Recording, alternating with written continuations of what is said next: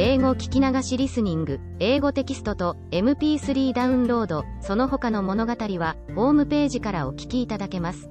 88thpp.com 88thpp.com Chapter 4. The author leaves Laputa, is conveyed to Balnibarbi, arrives at the metropolis. A description of the metropolis, and the country adjoining. The author hospitably received by a great lord. His conversation with that lord. Although I cannot say that I was ill-treated in this island, yet I must confess I thought myself too much neglected, not without some degree of contempt, for neither prince nor people appeared to be curious in any part of knowledge, except mathematics and music, wherein I was far their inferior, and upon that account very little regarded. On the other side, after having seen all the curiosities of the island, I was very desirous to leave it, being heartily weary of those people. They were indeed excellent in two sciences for which I have great esteem, and wherein I am not unversed, but, at the same time, so abstracted and involved in speculation, that I never met with such disagreeable companions. I conversed only with women, tradesmen, flappers, and court pages, during 2 months of my abode there, by which, at last, I rendered myself extremely contemptible, yet these were the only people from whom I could ever receive a reasonable answer. I had obtained, by hard study, a good degree of knowledge in their language. I was weary of being confined to an island where I received so little countenance, and resolved to leave it with the first opportunity. There was a great lord at court, nearly related to the king, and for that reason alone used with respect. He was universally reckoned the most ignorant and stupid person among them. He had performed many eminent services for the crown, had great natural and acquired parts, adorned with integrity and honor, but so ill an ear for music, that his detractors reported, he had been often known to beat time in the wrong place, neither could his tutors, without extreme difficulty, teach him to demonstrate the most easy proposition in the mathematics. He was pleased to show me many marks of favor, often did me the honor of a visit, desired to be informed in the affairs of Europe, the laws and customs, the manners and learning of the several countries where I had traveled. He listened to me with great attention, and made very wise observations on all I spoke. He had 2 flappers attending him for state, but never made use of them, except at court and in visits of ceremony, and would always command them to withdraw, when we were alone together. I entreated this illustrious person, to intercede in my behalf with his majesty, for leave to depart, which he accordingly did, as he was pleased to tell me, with regret, for indeed he had made me several offers very advantageous, which, however, I refused, with expressions of the highest acknowledgement. On the 16th day of February I took leave of his majesty and the court. The king made me a present to the value of about £200 English, and my protector, his kinsman, as much more, together with a letter of recommendation to a friend of his in Legato, the metropolis.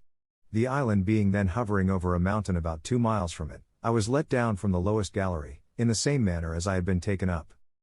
The continent, as far as it is subject to the monarch of the flying island, passes under the general name of Balnibarbi, and the metropolis, as I said before, is called Legato. I felt some little satisfaction in finding myself on firm ground. I walked to the city without any concern, being clad like one of the natives, and sufficiently instructed to converse with them. I soon found out the person's house to whom I was recommended, presented my letter from his friend the grandee in the island, and was received with much kindness. This great lord, whose name was Munodi, ordered me an apartment in his own house, where I continued during my stay, and was entertained in a most hospitable manner.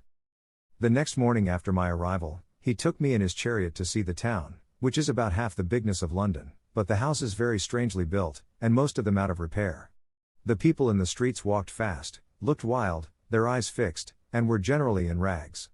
We passed through one of the town gates, and went about 3 miles into the country, where I saw many laborers working with several sorts of tools in the ground, but was not able to conjecture what they were about, neither did I observe any expectation either of corn or grass, although the soil appeared to be excellent.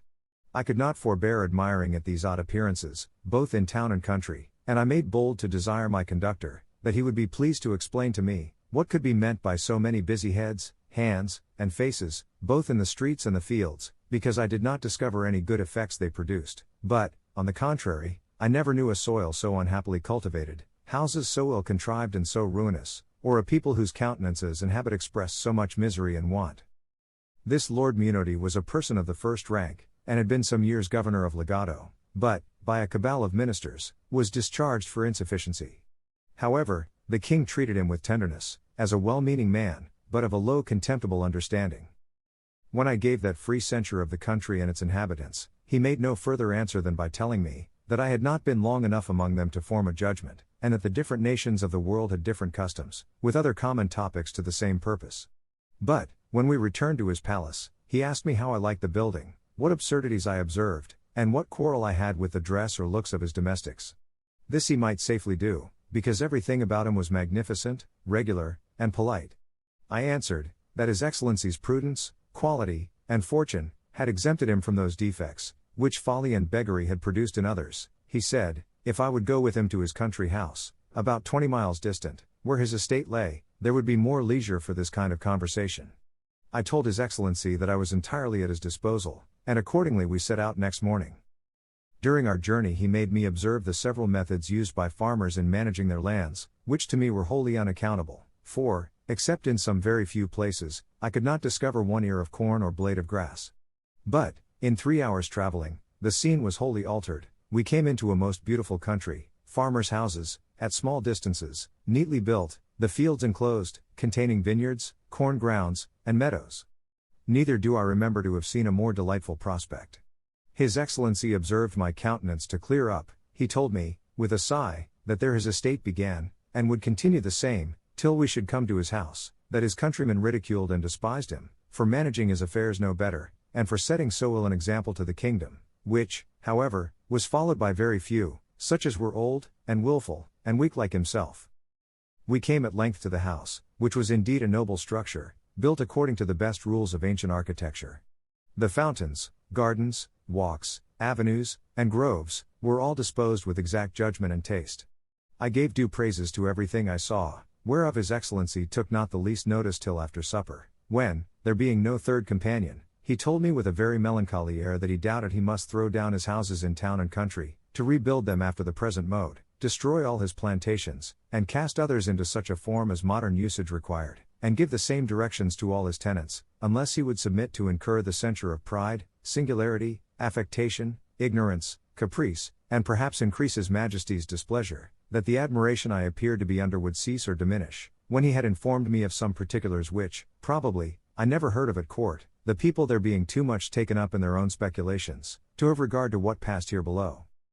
The sum of his discourse was to this effect, that about 40 years ago, certain persons went up to Laputa, either upon business or diversion, and, after 5 months' continuance, came back with a very little smattering in mathematics, but full of volatile spirits acquired in that airy region, that these persons, upon their return, began to dislike the management of everything below, and fell into schemes of putting all arts, sciences, languages, and mechanics, upon a new foot.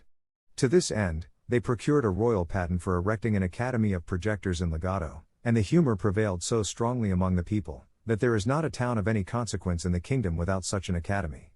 In these colleges the professors contrive new rules and methods of agriculture and building, and new instruments, and tools for all trades and manufactures, whereby, as they undertake, one man shall do the work of 10, a palace may be built in a week, of materials so durable as to last forever without repairing. All the fruits of the earth shall come to maturity at whatever season we think fit to choose, and increase 100-fold more than they do at present, with innumerable other happy proposals. The only inconvenience is, that none of these projects are yet brought to perfection, and in the meantime, the whole country lies miserably waste, the houses in ruins, and the people without food or clothes. By all which, instead of being discouraged, they are 50 times more violently bent upon prosecuting their schemes, driven equally on by hope and despair, that as for himself, being not of an enterprising spirit, he was content to go on in the old forms, to live in the houses his ancestors had built, and act as they did, in every part of life, without innovation, that some few other persons of quality and gentry had done the same, but were looked on with an eye of contempt and ill will, as enemies to art, ignorant, and ill commonwealth's men, preferring their own ease and sloth before the general improvement of their country. His lordship added, that he would not, by any further particulars, prevent the pleasure I should certainly take in viewing the Grand Academy, whither he was resolved I should go. He only desired me to observe a ruined building, upon the side of a mountain about 3 miles distant, of which he gave me this account, that he had a very convenient mill within half a mile of his house, turned by a current from a large river, and sufficient for his own family, as well as a great number of his tenants, that about 7 years ago, a club of those projectors came to him with proposals to destroy this mill, and build another on the side of that mountain, on the long ridge whereof a long canal must be cut, for a repository of water, to be conveyed up by pipes and engines to supply the mill, because the wind and air upon a height agitated the water, and thereby made it fitter for motion, and because the water, descending down a declivity, would turn the mill with half the current of a river whose course is more upon a level, he said, that being then not very well with the court, and pressed by many of his friends, he complied with the proposal, and after employing 100 men for 2 years.